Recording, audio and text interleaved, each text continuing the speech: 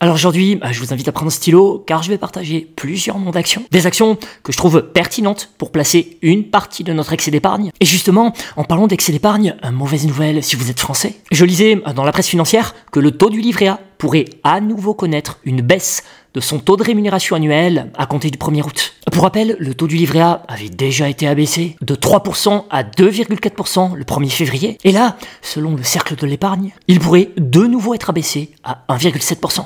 Oh non, putain, mais... Donc, dans ce contexte plus que jamais dégradé pour l'épargnant, vous l'aurez compris, chercher à dynamiser une partie de son capital dormant en ayant une démarche proactive d'investissement devient plus que jamais nécessaire. En tout cas, si nous souhaitons conserver un espoir de rendement du capital à long terme. Alors bien sûr, avoir une démarche proactive d'investissement, c'est pas une décision anodine, parce que, peu importe l'actif, le monde de l'investissement présente des risques de perte en capital. Et y a plus rien. L'argent sur ton compte, mauvaise conjoncture, tu es ruiné. Maintenant, ce que je sais aussi, c'est que ne rien faire avec son capital, c'est avoir 100% de chance de perdre de l'argent sur le temps long. Car si je reprends l'exemple du livret A, le taux de rémunération ne couvre même pas l'augmentation généralisée des prix. Donc voyez, le contexte est très dégradé pour ces prochaines années si vous avez un profil d'épargnant. Et si vous cumulez à ça un profil salarié, la situation est encore plus problématique, car je veux pas casser l'ambiance. Mais les projections du système de retraite sont amenées à se dégrader fortement les prochaines années. Et ça va péter, vous attendez. Sans parler de l'émergence de l'intelligence artificielle, qui va cannibaliser une partie du marché de l'emploi.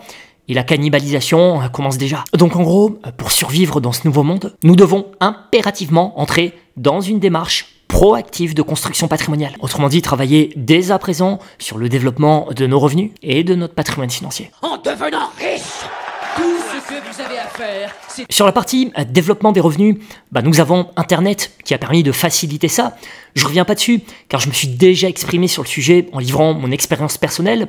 La synthèse de ce message, accessible librement via mes newsletters, c'est que tout le monde aujourd'hui est capable, en complément de son activité principale, de se créer, avec du travail, une source de revenus complémentaire depuis son ordinateur qui crache au moins 1 000 € par mois. Et faut pas cracher sur 1 000 € par mois en plus, car si vous avez une stratégie complète de construction patrimoniale qui mélange création de revenus complémentaires et réinvestissement de ces revenus, ça peut déjà changer totalement votre niveau de prospérité sur une vision long terme. Et justement, sur la partie réinvestissement des revenus et développement du patrimoine financier, il n'y a pas 20 000 solutions qui s'offrent à nous. Une fois qu'on s'est mis à l'abri en achetant sa résidence principale, voire sa résidence secondaire, idéalement dans un autre pays pour prendre la tangente si ça part en cacahuète, il reste pas grand chose pour placer son excès d'épargne sur le temps long. Le private equity, c'est très difficile d'accès pour le particulier. La crypto, à part Bitcoin qui est fait pour perdurer, le reste sont des projets où l'effet de mode, s'il venait à passer, peut faire très mal. Quant à l'immobilier locatif, on est d'accord, c'est très bien pour faire levier avec son excès d'épargne. Mais le truc,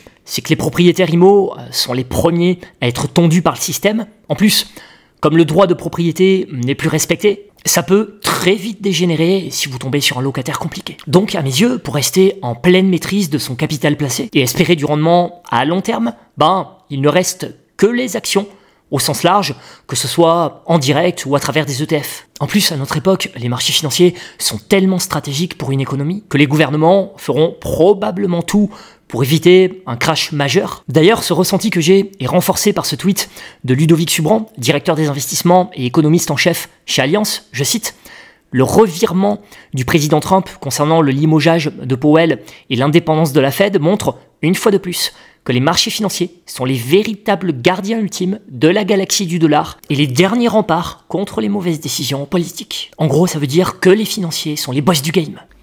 Le capitalisme triomphant. C'est nous qui fabriquons les règlements. Dans le cas présent, ça veut dire que les marchés financiers ont contraint Donald Trump et son équipe à faire preuve d'un peu plus de pragmatisme. Concrètement, la hausse des taux d'intérêt des emprunts d'État américains a conduit le président Trump à revoir la stratégie des droits de douane en montrant plus de souplesse, notamment vis-à-vis de la Chine. Et la chute de Tesla a probablement poussé Elon Musk à prendre plus de distance avec le Dodge, puisqu'il annonçait qu'il allait prendre du recul par rapport à la politique et à son rôle de haut conseiller du président américain. Concrètement, dès le mois prochain, il se refocalisera sur Tesla. Enfin, toujours pour vous montrer que c'est la haute sphère de la finance qui décide, c'est la nouvelle chute de Wall Street et le risque de perte de confiance dans le dollar, la semaine dernière, qui ont fait reculer Donald Trump sur le reste de ses menaces, notamment les menaces qu'il avait vis-à-vis de Jérôme Powell qu'il qualifiait jusqu'à il y a peu d'immense loser. Bref, donc tout ça, c'est positif, la bourse a applaudi la semaine dernière, et le cours de Tesla a pris sur la semaine passée quasiment 25%. Maintenant, il faut faire attention à ce début d'embellie, car sachez que Trump va tout de même continuer de mener une politique protectionniste américaine, ce qui veut dire qu'il risque d'y avoir un tassement du commerce mondial, ce qui pourrait, in fine, peser sur les valorisations. D'ailleurs, comme relaté dans cet article, attention aux actions trop chères, celles dont le PER dépasse les 40 fois, voire les 50 fois. Avoir un gros PER, si vous êtes une boîte tech à forte croissance, c'est pas problématique, puisqu'il est censé baisser mécaniquement au fil du temps. En revanche, si vous combinez gros PER et perspective de croissance un peu molle,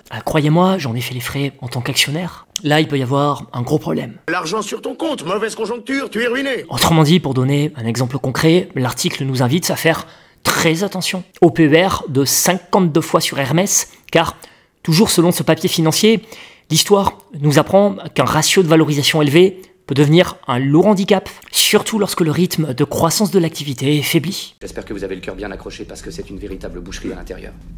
Exemple, Rémi Cointreau, qui se payait en 2021 sur des multiples de 53 fois les bénéfices de l'exercice en cours, a subi une forte chute de son action. Le cours est passé d'un plus haut à 217 € le 3 décembre 2021 à moins de 50 € fin avril 2025, avec un PER revenu de 53 à 18 fois. À mon grand désarroi, ça a été aussi le triste sort de bien d'autres actions PE, comme Sartorius Tedim Biotech, PER de 47 fois estimé en 2025, contre 65 fois en 2021. Téléperformance, PER de 6 fois estimé en 2025, contre 42 fois en 2021.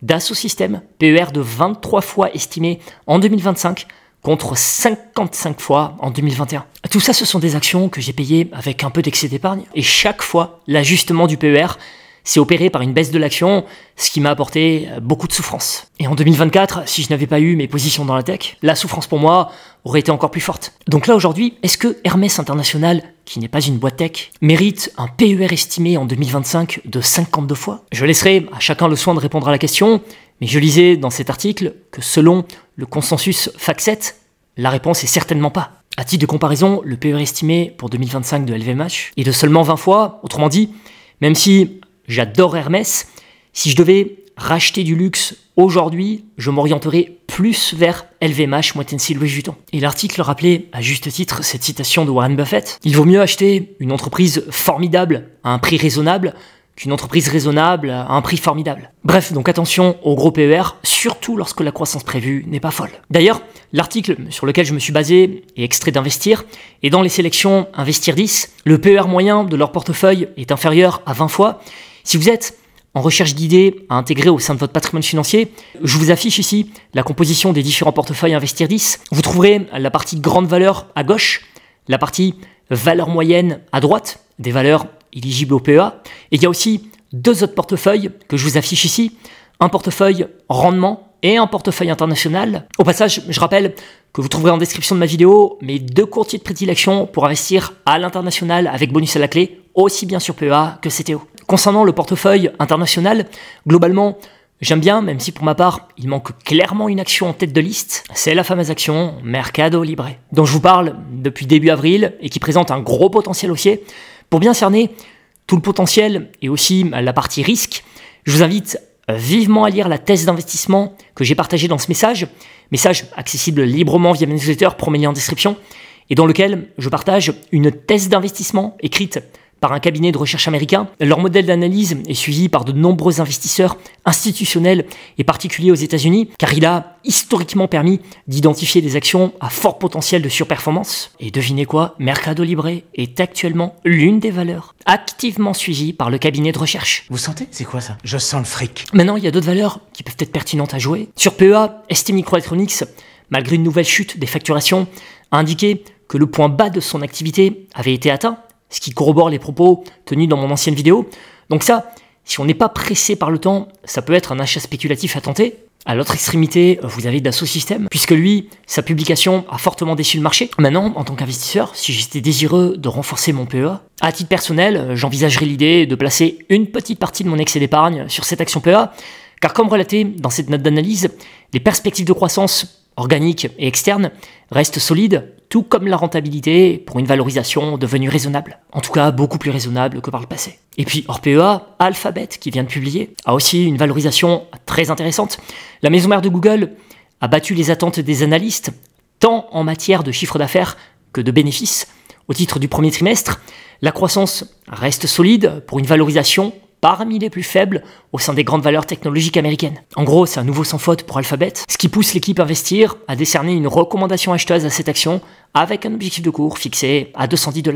Maintenant, me concernant, sachez que je suis devenu un poil plus prudent sur Alphabet. Autant, en 2022, ça fait partie des actions que j'ai payées sans hésiter durant la baisse généralisée des marchés, position revendue en 2024. Mais là, en 2025, la seule chose qui me chiffonne et qui me fait hésiter à repasser à l'achat sur Alphabet, c'est mon expérience utilisateur avec les services Google qui n'est plus la même. Concrètement, j'ai constaté que je faisais beaucoup moins de recherche utilisateur qu'auparavant. Le premier réflexe que j'ai désormais, c'est d'utiliser l'intelligence artificielle. Et aujourd'hui, les intelligences artificielles que j'utilise, ce ne sont pas des produits Google. Maintenant, on est d'accord, Google, c'est bien plus qu'un moteur de recherche. Vous avez aussi dans Google un mini Netflix appelé YouTube et plein d'autres activités qui ont un réel intérêt pour le futur. Voilà pourquoi je ne suis pas fermé à l'idée de revenir sur Alphabet, surtout si les prochaines publications de Google continuent de prouver que l'IA ne cannibalise pas une partie de leur activité. Et concernant les publications à venir, perso, ce que je vais regarder avec attention, c'est Visa qui publiera mardi en après-bourse, et Mastercard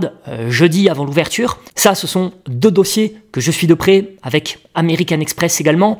Et pour tout vous dire, d'ici fin 2025, je me verrai bien injecter un peu d'excès d'épargne sur au moins un des trois dossiers. Quant à Pilgrims, qui publiera mercredi en après-bourse, ça pareil, je vais regarder attentivement. Pour rappel, je vous avais partagé une analyse complète et recommandations acheteuses sur cette action dans ma newsletter du 22 septembre 2024. En synthèse pour les nouveaux, sachez que ça, c'est une boîte très intéressante qui est dans le business de la viande et qui est pleine de potentiel à la vue de son marché porteur. Et jeudi en après-bourse, bien évidemment, je vais sortir le popcorn pour suivre Amazon, qui est une de mes actions préférées du moment, avec clairement une valorisation qui est revenue en avril sur un niveau très intéressant. Et côté PEA cette semaine, en guise de publication que je vais suivre, car les dossiers m'intéressent, il y a aussi Schneider Electric qui a publié lundi, Capgemini, A-System.